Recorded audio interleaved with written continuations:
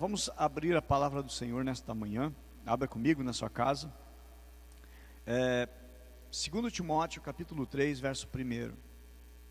E também quero desafiar, se você participa sempre nos domingos, tanto presencial ou online, eu quero dizer que existe mais, nós temos mais como igreja, nós temos muito mais ainda a oferecer do que apenas você participar no culto no domingo. Nós temos o Crescendo na Fé, que é o nosso curso, né, de acompanhamento no discipulado. Nós temos também os nossos apriscos que a gente faz nas casas, nós fizemos nos lares, né? Esse tempo de pandemia, desde que começou a pandemia, nós temos feito ele online, através de uma das plataformas de reuniões. Então ali nós conectamos pessoas, nós inserimos pessoas.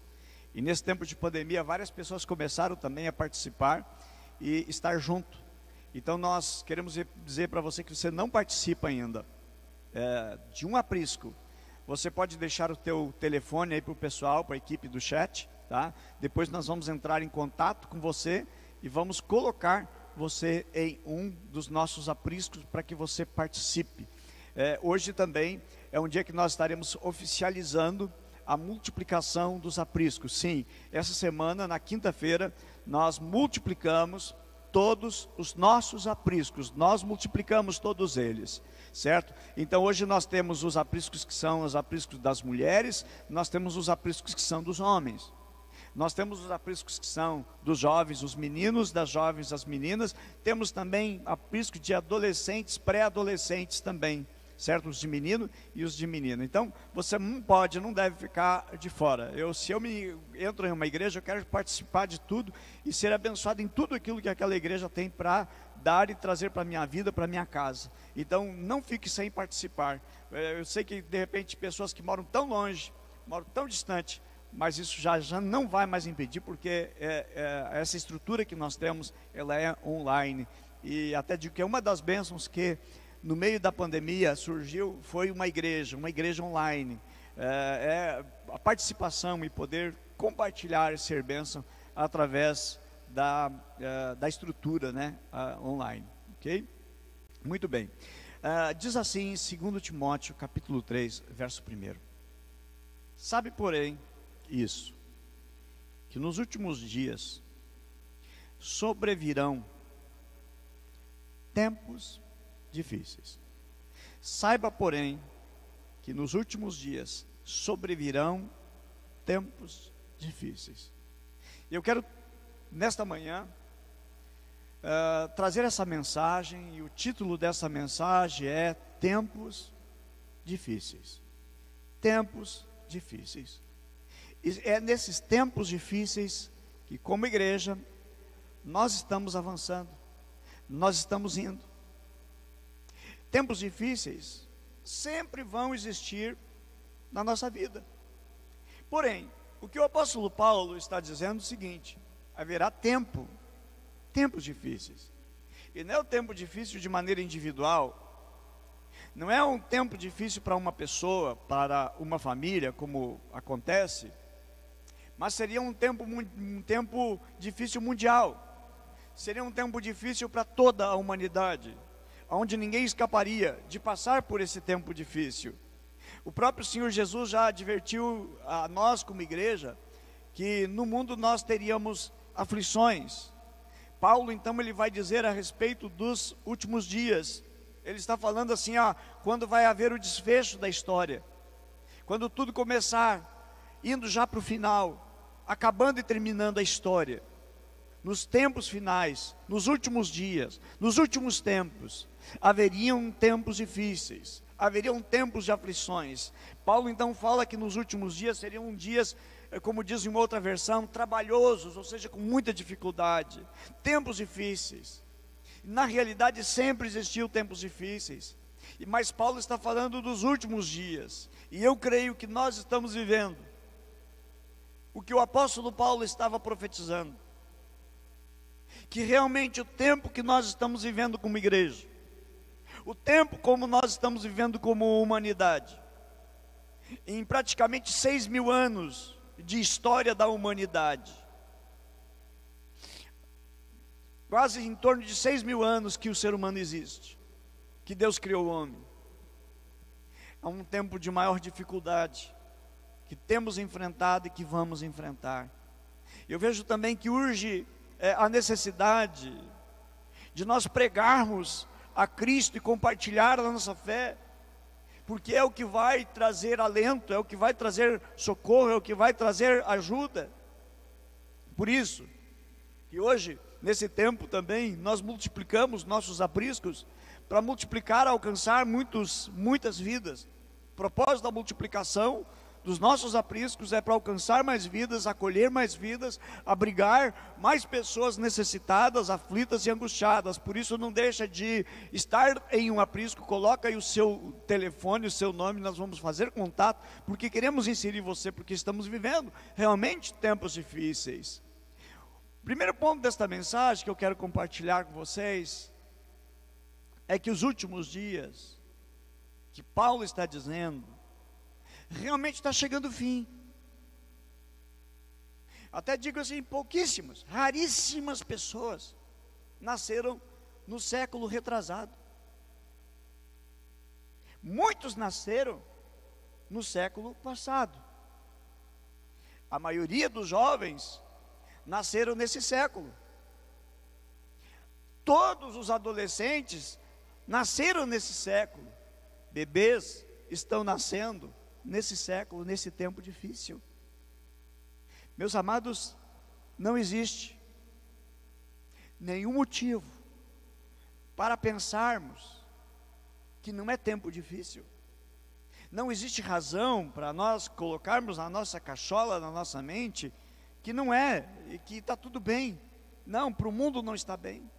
Nós estamos diante de uma coisa que a nossa geração, a geração mais antiga não viu, o que nós estamos vivendo nos nossos dias. Entramos em colapso. A saúde pública entrou em colapso. O estado do Rio Grande do Sul está pintado de preto, bandeira preta para todo o estado. E há a possibilidade de piorar. A possibilidade também de termos que conviver com essa pandemia para o resto da vida. A possibilidade da pandemia dizimar muito mais, porque existem variações desse vírus. E a gente descobriu uma vacina, mas daqui a pouco a mutação, outra praga que chega e a humanidade vai sendo dizimada. A própria Bíblia menciona a respeito de uma praga que dizimaria grande parte da população. Nós estamos vivendo tempos difíceis. Nós estamos vivendo o tempo do fim. E o mundo hoje está em alerta. As autoridades estão atônitas, sem saber como vão resolver todo esse problema. Agora, meus amados, o apóstolo Paulo diz o seguinte: tempos difíceis virão. É algo afirmativo. Paulo não diz assim de, olha, pode ser que exista, talvez vai existir. Paulo escreve de uma maneira categórica, dizendo assim, saibam, porém, que nos últimos dias sobrevirão, ou seja, vai existir. Então, tudo de ruim que acontece no mundo, gente, eu quero dizer que Deus não é o culpado das mazelas, das lutas, das dificuldades. Se a Bíblia diz de uma maneira afirmativa que tempos difíceis acontecerão, querendo ou não, gostando ou não, é inevitável que venha esse tempo difícil. Agora, esse tempo difícil, o culpado não é Deus. Não podemos culpar a Deus das desgraças que tem no mundo. Aliás, Gênesis capítulo 1, eu acho tão lindo, que diz o seguinte, que Deus criou, né, a vegetação, e viu Deus que era bom. A Bíblia diz que Deus criou então os luminares, e viu Deus que era bom. Deus criou as aves, Deus criou os animais, e viu Deus que era bom. Tem várias vezes na Bíblia que diz o seguinte, viu Deus que era bom, ou seja, tudo que Deus fez é bom. Agora, o que não ficou bom é aquilo que o homem fez. O que o homem faz, acaba não ficando bom. Somente, amados, aquilo que Deus faz é que é bom e que é precioso. Então, tudo de ruim que acontece no mundo, não podemos culpar a Deus pelas desgraças. Toda desgraça aqui na terra é fruto da maldade do homem. É fruto da maldade do homem na terra. Todo sofrimento que você passa é fruto também, pode ser das tuas escolhas, Pode ser fruto do teu temperamento, pode ser fruto do teu relacionamento, pode ser fruto do plantio, aquilo que planta o homem colhe. Mas não podemos atribuir, por que Deus está fazendo isso comigo? As desgraças que existem sobre a face da terra, Deus não é culpado. Todo mal ocorrido aqui na terra, Deus até permite, para que possamos aprender algo. Mas a culpa do que acontece não é de Deus. Então essa conta, meu querido, não é de Deus. Essa conta não pertence para Deus, não. Esse vírus não pertence para Deus. As doenças não pertencem para Deus. A AIDS não é punição de... Isso aqui não tem nada a ver com Deus. A culpa é do homem. A culpa é das nossas escolhas. A culpa é das escolhas, a culpa é das companhias que nós vivemos, dos relacionamentos que nós construímos. A culpa não é de Deus, não podemos dizer a culpa é de Deus, a responsabilidade de Deus. Essa conta não é de Deus, então não cobre de Deus as desgraças que nós atravessamos, que nós passamos por ela. Eu já vi até pessoas às vezes reclamar da igreja, a culpa é da igreja, a culpa é do pastor pelas suas desgraças. Não, somos nós que produzimos as nossas desgraças, são os nossos caminhos que produzem as nossas desgraças. Tanto que a Bíblia diz o seguinte: Deus diz, olha, eis que eu coloco diante de ti 2 caminhos. Deus, eu te mostro o caminho da vida, e te digo assim, se tu andar pelo caminho, pela minha palavra, vai te acontecer isso e somente as bênçãos. Diz assim, mas se tu escolher pelo outro caminho, sobrevirão para ti. E aí Deus traz uma lista gigantesca de desgraça. As escolhas, elas são nossas. É de que nos leva a viver tempos difíceis, as nossas paixões, nossas teimosias, o nosso orgulho, a nossa arrogância. E exatamente a característica que o apóstolo Paulo vai colocar dos tempos difíceis, está ali no versículo 2 em diante. Cada um produz o seu futuro, cada um produz as suas mazelas, cada um produz as suas desgraças, e não é de Deus. Essa conta nos dias difíceis não são de Deus, não pertence a Deus, ela é do homem, que se afasta de Deus e pratica aquilo que não deve praticar. Outra coisa também, algumas coisas que são as marcas dos dias difíceis. O apóstolo Paulo vai listar ali em torno de 18 características a respeito dos dias difíceis. E ali a Bíblia começa a mencionar de maneira bem clara as características dos dias difíceis. Quer ver? Primeiro, os homens serão egoístas.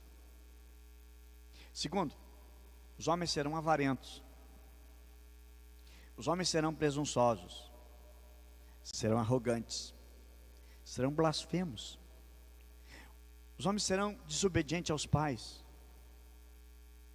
Os homens serão ingratos, serão ímpios, sem amor pela família. Uma das características dos tempos difíceis os homens serão sem amor para com a sua família. Irreconciliáveis, caluniadores, sem domínio próprio, cruéis, inimigos do bem, traidores, precipitados, soberbos, mais amantes dos prazeres do que amigos de Deus, tendo aparência de piedade, mas negando o seu poder. São 18 características, né? E que para falar de cada uma delas, precisaria aqui fazer uma série de mensagens nos domingos, falando de cada uma das características desses dias difíceis. E aí Deus até pede o seguinte, para dar uma aliviada nesse momento difícil, Deus pede o seguinte: te afasta destes, te afasta dessas pessoas que trazem dias difíceis. Versículo 5 diz assim: afaste-se também deles. São esses que se introduzem pelas casas, conquistam mulherzinhas sobrecarregadas de pecado, as quais se deixam levar por toda espécie de desejo. Elas estão sempre aprendendo, mas não conseguem nunca chegar ao conhecimento da verdade. Está sempre aprendendo, mas não chega à verdade. Está sempre aprendendo, mas não chega à verdade. Até vai no culto, mas não aprende. Até vai na igreja, mas não aprende. Nunca consegue se libertar. Digo, como vamos superar esses tempos difíceis? Eu quero chamar a sua atenção para que não venhamos sofrer nesses tempos difíceis. Uma das coisas a ser feita é: não faça planos só para essa vida. Não faça planos só para essa vida.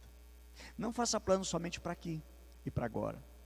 O apóstolo Paulo mesmo, ele vai falar em 1 Coríntios, no capítulo 15, versículo 19. Ele vai dizer assim, que nós somos os mais infelizes, nós somos os mais miseráveis, se a nossa esperança, os nossos planos, os nossos ideais estiver apenas aqui para esse plano terreno. E por que seremos os mais infelizes? Porque não temos esperança, porque pensa que a vida é apenas aqui. É a filosofia hedonista: a vida é aqui, a vida é agora, então aproveita. Importa que vai fazer os outros sofrer, importa que vai trazer resultados danosos para a sua vida, mas essa filosofia: vamos viver porque depois da morte não se aproveita mais nada, ou seja, não tem mais nada depois da morte, ou seja, não tem entendimento que a vida aqui é passageira, a vida aqui é momentânea, aqui nós estamos apenas num estágio, estagiários da vida eterna. Estamos aqui como estagiários para a vida eterna. O tempo aqui ele é curto, 80 anos, 90, 100, de maneira tão grata, 100 e poucos anos, mas aí já vem quantas enfermidades, desgastes e dificuldades. A vida não é apenas aqui, a nossa vivência não deve ser apenas para cá. Os nossos planos não podem ser apenas aqui. O próprio Senhor Jesus diz o seguinte: não entesorem para vocês tesouro na terra. Ou seja, tem como entesourar tesouro com Deus, relacionamento com Deus, vida eterna. Se você sabe que você vai passar bilhões de anos fora da terra, na eternidade, por que não preparar então muito mais a eternidade do que aquilo que é passageiro? Hoje você está aí com 30 anos, 40, amanhã você já está com quase 80 anos. O tempo passa rápido. Era ontem, eu tinha 15, hoje já estou com 55, passou rápido, passou ligeiro. Então não faça planos somente para essa vida, porque se você fizer planos só para essa vida, nessa vida você vai ter sofrimento e você não vai ter esperança. Mas quando o teu coração, ele está focado naquilo que é eterno, não apenas no que é passageiro, as lutas para você, elas são amenizadas. Então se você fizer plano só para essa vida, você vai viver no desespero. Se você não tem expectativa da eternidade, você se torna uma pessoa infeliz. Que coisa! Mas se você tem planos para a eternidade, planos para uma vida com Deus, para viver sempre em comunhão com Deus, e mesmo você passa por alguma prova, você diz: não, tranquilo, eu aguento, porque na eternidade eu não vou ter isso. A Bíblia mesmo diz que o Senhor Jesus enxugará dos nossos olhos todas as lágrimas. A Bíblia também menciona que teremos recompensas no céu, daquilo que fizemos, daquilo que praticamos, daquilo que nós realizamos. Ou seja, há algo além. A Bíblia mesmo diz que lá no céu, por exemplo, nós trabalharemos no céu, nós serviremos a Deus, nós estaremos servindo a Deus. Que alegria vem o pessoal aqui louvar, adorar ao Senhor, cultuar ao Senhor, E você que está na sua casa cultuando e adorando ao Senhor, a Bíblia diz que no céu nós serviremos ao Senhor, nós vamos fazer alguma coisa lá. Eu não sei se a gente vai trabalhar na mídia, se nós vamos trabalhar no ministério de Libras, eu acho que não vai ter isso lá no céu, mas nós vamos servir ao Senhor, ou seja, o plano nosso deve ser para a eternidade.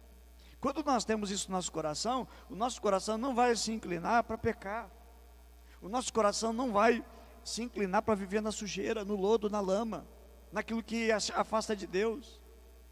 Outra coisa para nós enfrentarmos esses tempos difíceis que o apóstolo Paulo nos faz a menção, nós precisamos olhar para além dessa vida. Não é só olhar aqui aquilo que é passageiro, aquilo que, como diz numa tradução na Bíblia, diz aquilo que é efêmero, aquilo que é passageiro.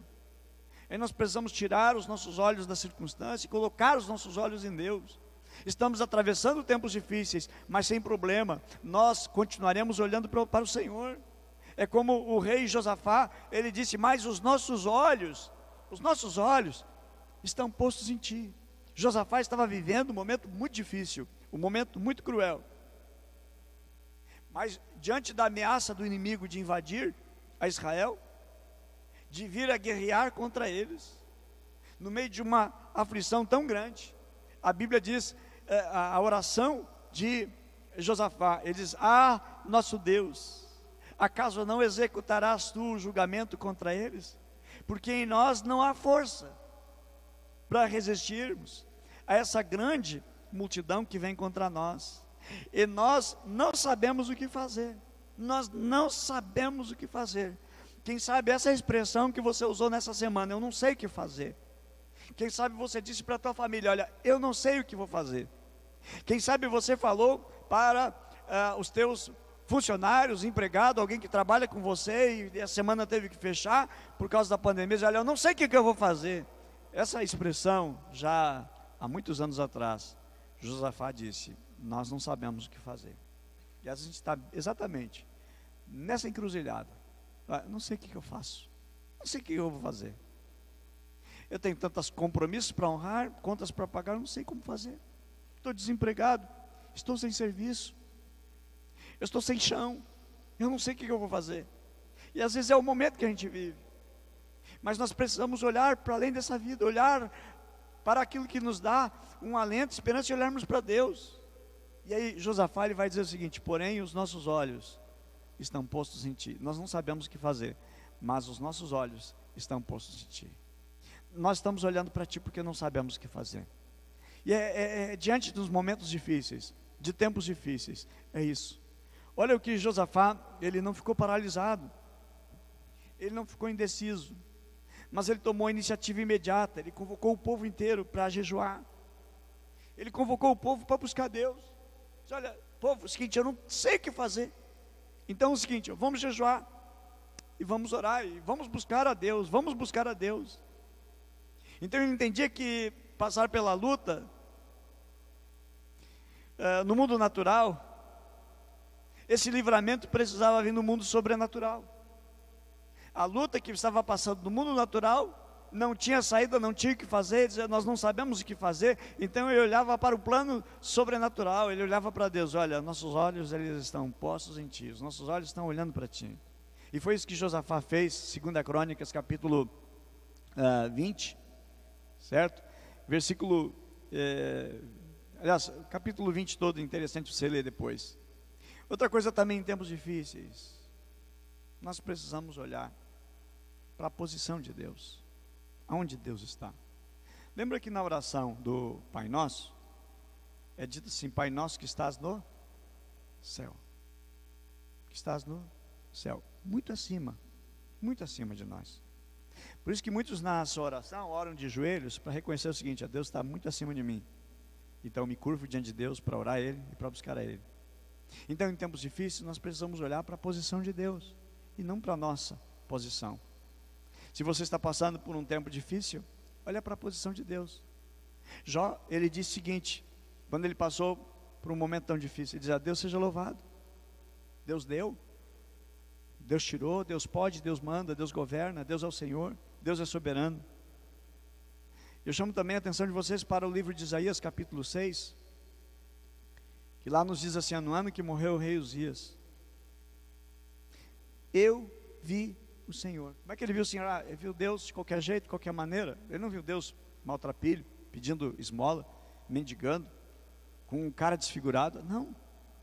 Olha a própria visão que João vê Jesus, no livro de Apocalipse, o rosto brilhando, a sua voz como um trovão, como o som de muitas águas. Viu Jesus de uma maneira tremenda, de uma maneira poderosa. E como é que Isaías vê Jesus? Como é que Isaías vê ao Senhor? A Bíblia vai mencionar o seguinte, versículo 1, capítulo 6 de Isaías, diz assim: no ano em que morreu o rei Uzias, eu vi o Senhor. Lembrando que no ano que morreu Uzias, a nação de Israel, Judá, estava numa crise econômica, crise política e pior, crise moral, podridão, pecado, podridão, orgia. Estava um horror, a dimensão da iniquidade que havia naqueles dias. E ele disse: no ano que morreu o rei Uzias, ele traz referência àquele ano, que era um ano de desgraça, era um ano difícil. Diz: no ano que morreu o rei Uzias, eu vi o Senhor assentado, e aonde? Num alto e sublime trono. As orlas do seu manto enchiam o templo, e ao seu redor havia serafins, cada um tinha 6 asas, com 2 voavam, e clamavam uns aos outros, dizendo: Santo, Santo, Santo é o Senhor dos exércitos, e a terra toda está cheia da sua glória. Ele viu Deus majestoso, ele viu Deus poderoso. E diante dos tempos difíceis, não podemos estar olhando para a nossa dificuldade, para o nosso problema. Nós precisamos contemplar o Senhor, porque as misérias, as lutas, as batalhas, elas desaparecem diante da grandeza, diante da majestade do nosso Deus. Não é nada perante o nosso Deus. Mas é que nós ficamos olhando para os nossos problemas, nós ficamos olhando para as nossas circunstâncias, e aí começamos a chorar. Mas nós começarmos a olhar para o Senhor, nós vamos ver aquele que pode tudo, aquele que tem solução para tudo. Meus amados, em dias difíceis precisamos contemplar e pedir: Senhor, mostra a tua glória, que eu possa ver no meio desse tormento, eu possa ver a tua glória. Senhor, que eu possa ver no meio de toda essa confusão de tempos difíceis, eu possa contemplar o Senhor.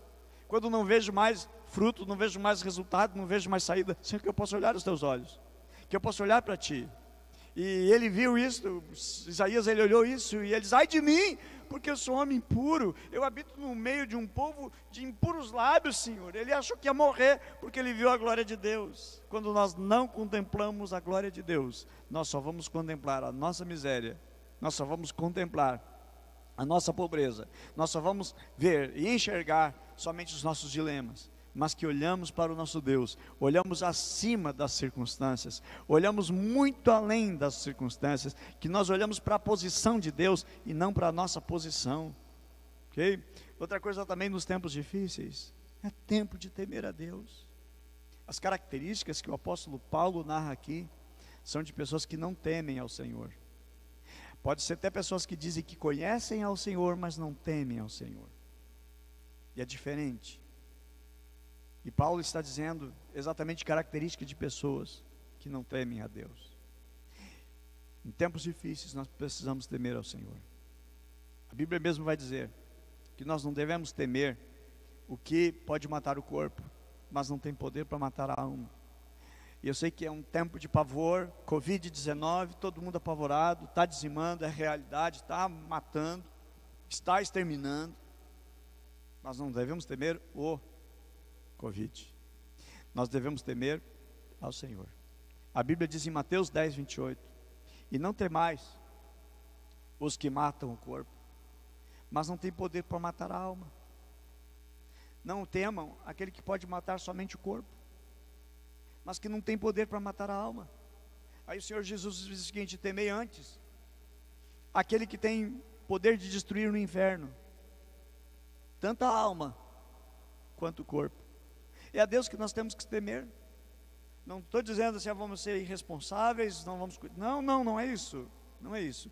Mas às vezes as pessoas têm mais medo, mais temor do Covid do que de Deus. Perdeu o temor para com o Senhor, levou a sua vida assim, a lomba abaixo, de qualquer jeito, de qualquer forma, e não tem mais temor de Deus, perdeu o temor do Senhor. O nosso temor que existe na humanidade para com o Covid, se tivesse o mesmo temor que existe se tivesse o temor para com Deus, o mesmo temor que a humanidade tem para com o Covid, gente, haveria um avivamento e muitas conversões, o mundo mudaria. As pessoas só falam Covid, só tem medo de Covid. As notícias, quantas pessoas o Covid matou. Aí não dizer, quantas pessoas, por desagradar tanto a Deus, por estarem longe de Deus, que estão colhendo tanto resultado danoso e desgraçado na vida. Se houvesse o mesmo temor, eu digo assim profeticamente, se houvesse o mesmo temor que existe para com o Covid, se tivesse para com Deus, o mundo mudaria. Hoje, você entra no lugar, álcool gel, distanciamento, máscara. As pessoas, não, para eu sirvo a Deus, eu não posso mais estar vivendo meu pecado, eu não quero mais viver pecando, Eu tenho que colocar também aqui uma máscara para não falar mais bobagem, besteira, para não estar mais fazendo intriga, para não mais ficar causando caos com as pessoas. Eu tenho que botar aqui na minha boca alguma coisa para não sair palavras arrogantes, para não desagradar a Deus. Eu tenho que colocar também nos meus olhos alguma coisa para que não venha entrar no pecado, me jogar no pecado, para que meus olhos não venham cobiçar o que não deve, o que é impuro, o que é sujo, o que é profano aos olhos de Deus. Eu devo cuidar. Eu devo também nas minhas mãos passar álcool gel para não pegar o vírus, mas se eu passasse nas minhas mãos para não ser impuro. O salmista diz o seguinte: Senhor, me dá mãos limpas, me dá um coração puro. Quando a pergunta ele faz: quem habitará, Senhor, no teu santuário? Quem habitará nos teus santuários? Aquele que é puro de coração e aquele que é limpo das suas mãos. Então a gente cuida, a gente tem medo do Covid, mas não teme a Deus. Tema a Deus. O Covid só pode acabar com o teu corpo, nada mais. O Covid pode trazer alguns sintomas, que são os sintomas do Covid, depois passa, você sobrevive. Alguns, infelizmente, com muito pesar, não sobrevivem a esse momento de crise, tempo difícil. Mas se tivesse temor a Deus, o mundo inteiro, gente, haveria um despertamento, haveria uma revolução, o mundo mudaria, o mundo seria transformado. Então Jesus disse: não tema Covid, que pode matar o corpo, mas não pode matar a alma. Covid não mata a alma, Covid não mata a alma, só o corpo pode trazer dano para o corpo, e o nosso temor deve ser para Deus. Então esse vírus pode matar o teu corpo, mas não tem nenhum poder para matar a tua alma. Aliás, esse Covid não pode tirar, não pode matar a tua alegria. Esse Covid não pode matar a tua esperança. O Covid não pode matar a tua fé. Não pode matar a tua esperança em Deus, a tua felicidade, a tua alegria. Não pode depender dos bens, e nem de saúde, nem de êxito aqui nesse mundo. A tua alegria deve depender de Deus, deve estar em Deus, concentrada, ligada, conectada em Deus. A tua alegria não é porque você teve um bom faturamento na tua empresa, nas tuas vendas, enfim, deve ser em Deus. Não é porque esse mês você teve um aumento, então eu estou alegre. A nossa alegria deve estar em Deus. Outra coisa também, dias difíceis que o apóstolo Paulo fala, nos melhoram para servirmos mais ao Senhor. Dias difíceis devem trabalhar em nós para nos melhorar. E eu digo que quanto maior for a nossa luta aqui na terra, maior peso de glória nós teremos junto ao Senhor. Quanto maior for a nossa batalha, maior será, meus amados, a glória de Deus na nossa vida. E a minha oração, a nossa oração, que é jamais manifestação da glória na tua vida, nesses tempos difíceis. E o escritor de Eclesiastes, até ele vai dizer o seguinte, capítulo 7, versículo 2, que é melhor ir na casa do luto do que numa casa de festa. E ele diz: porque a morte e destino é o destino de todos, os vivos devem levar isto a sério. Então às vezes é melhor passar por uma aflição do que passar somente pelo regozijo. O nosso regozijo deve estar em Deus. E Jesus disse: olha, no mundo vocês vão ter aflição. O salmista disse: foi bom ter passado pela aflição, para que aprendesse os teus decretos. Então que as aflições do presente, momento que vivemos, nos desperte para o chamado, nos desperte para servirmos mais a Deus. E eu quero estar encerrando a mensagem, trazendo à luz, meus amados, e um desafio: tenha uma missão na tua vida, tem um propósito na tua vida para com Deus. Porque quando você tem uma missão, você tem um propósito, os tempos difíceis, eles se tornam mais amenos. Eu trago como exemplo, como ilustração, o próprio apóstolo Paulo, que foi preso, ele e o seu companheiro Silas. Eles conseguiram superar os dias difíceis por causa da missão. O que aconteceu com eles? Eles estavam numa cidade, naquela cidade eles foram presos, naquela cidade eles foram açoitados, suas costas foram lavradas por chibatadas, por chicotadas. Eles estavam vivendo uma experiência terrível. Foram acusados, sendo eles inocentes. Eles apanharam sem motivo nenhum. E aí foram colocados ali numa prisão. Naquela prisão não tinha o menu que você escolhe o que você quer comer. Você come se der para você comer. Você toma água se der para você. Não tinha ventilador, não tinha ar-condicionado. Acho que o mosquito tinha. Mosca, larvas, insetos. O lugar era úmido. Não tinha janela, não tinha luz. Infecção respiratória, problema respiratório, que mais haria? Também, quem estava naquela prisão não eram boas pessoas. Eram pessoas horríveis. E foi lá que Paulo e Silas foram colocados, naquela prisão úmida, né, gelada, repleta de bandidos, e eles estavam aprisionados. Mas eles não estavam desesperados, porque a Bíblia diz o seguinte, que eles começaram a cantar a Deus. Eles começaram a louvar ao Senhor.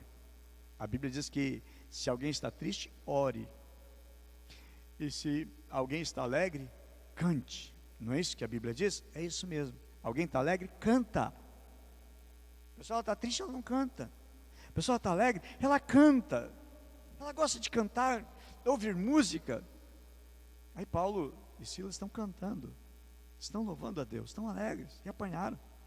Estavam passando um momento difícil. Porém, a missão que eles tinham trazia uma alegria tão grande, trazia um gozo tão precioso na alma e no coração deles. Isso, meus amados, aliviava.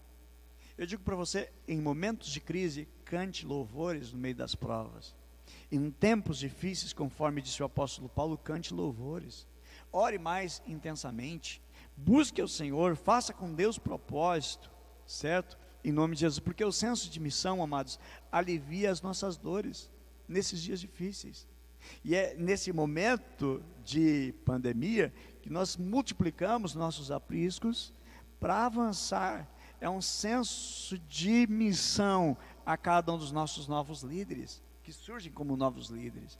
É senso de missão também que nós te convidamos, faça parte de um aprisco, você não faz parte, participa, frequenta. Se não está em nenhuma igreja, vem, frequenta conosco, vem participar. Você não participa de reunião em nenhuma igreja, vem, participa, coloca aí seu nome, seus dados, nós vamos fazer contato com você. Participe, tenha um senso de missão dentro do teu coração.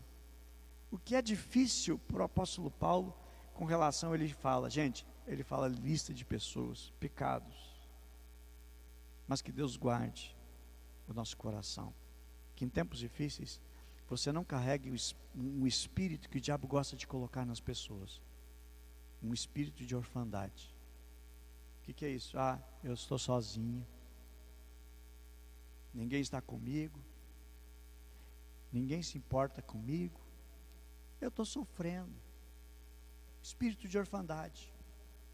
Eu não tenho ninguém que me ajude, ninguém se interessa, ninguém se importa.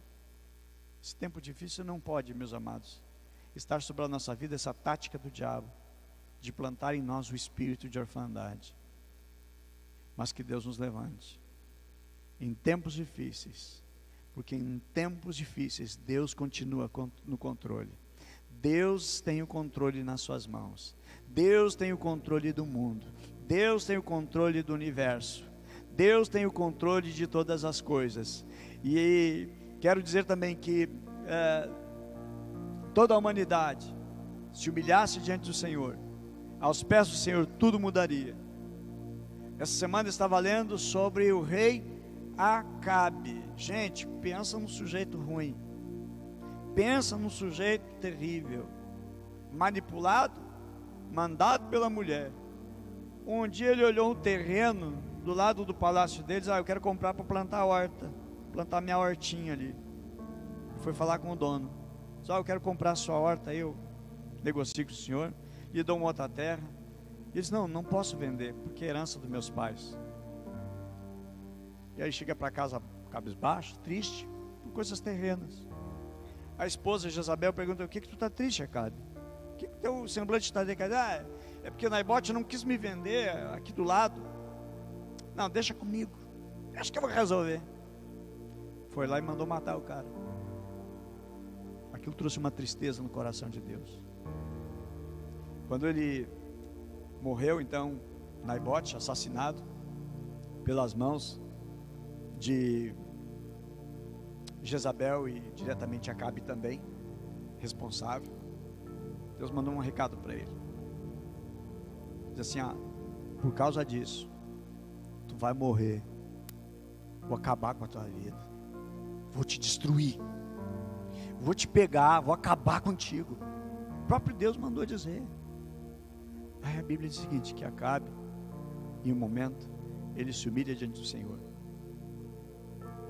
Ele vai orar, vai jejuar, vai clamar, vai botar cinza sobre a sua cabeça, e ele se humilha, se humilha, se humilha. Aí Deus manda o profeta dizer o seguinte, diz para Acabe o seguinte, já que ele se humilhou, eu não vou deixar essas desgraças todas acontecer sobre a vida dele. Depois que ele morrer, eu vou executar o que eu prometi. Gente, um homem que se humilhou diante de Deus, um homem errado, mas se voltou para Deus. Eu digo que você não tem condição de mudar o mundo sozinho, mas você pode mudar a tua vida, se voltando para Deus.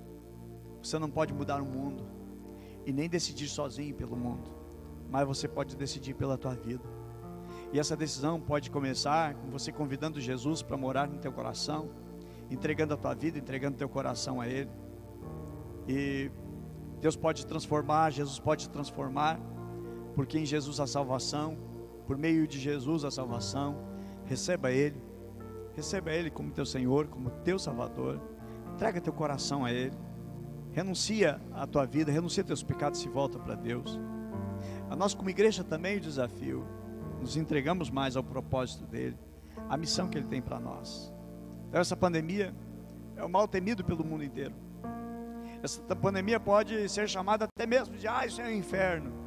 Mas lembre-se que a Bíblia diz o seguinte, que nem as portas do inferno poderão resistir à igreja, poderão prevalecer contra a igreja.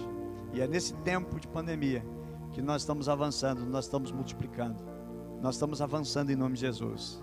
Quinta-feira agora foi orado em cada aprisco multiplicando, e hoje nós estamos oficializando essa multiplicação. Avançamos em meio à dificuldade nos dias difíceis, avançamos e prosseguimos avançando em meio às dificuldades dos dias difíceis. Vamos orar a Deus.